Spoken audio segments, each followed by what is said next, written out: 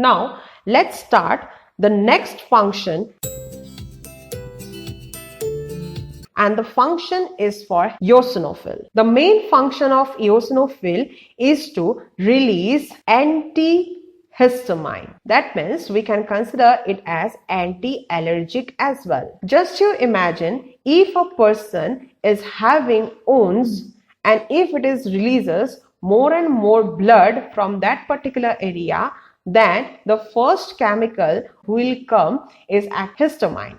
Histamine makes this area little itchy, and if the person continuously itching that particular region, that causes the dangerous issue. So to avoid that one, antihistamine released to reduce the itchiness. The next function of eosinophil, which is very important, and it is its unique activity against worm. Usually some worms, when it will be there inside the intestine, then eosinophil are those particular kind of immune cells which can kill the worms. But as already we have mentioned, its activity is too unique. Why the uniqueness is for? You can see here, if I consider it as worm and all the red marking, if I consider it as eosinophil, you can easily understand I have drawn so many eosinophil just surrounding this worm. The reason behind that is eosinophil never came alone to kill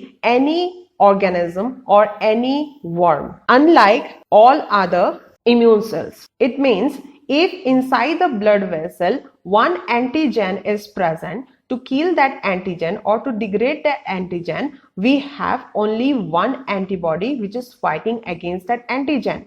But this is totally exceptional, and it has been proven by the experiment that eosinophil, it actually surrounds the worm and it kills. That means for killing one worm, all the eosinophils gathered together. The last WBC function is for neutrophil. Its function is against the bacteria. Especially one question in entrance, it is very common. If we press the pimple and if pus cell will come out, then in that pus cell, what immune cell is actually present? Answer is neutrophil. The pus cell, which is yellow in color, that yellow color is actually representing neutrophil. So this is one of the question that asks in exam. So please remember, they will give one paragraph, and in that paragraph you have to identify what they are asking, and the answer will be very small, and that is the neutrophil only.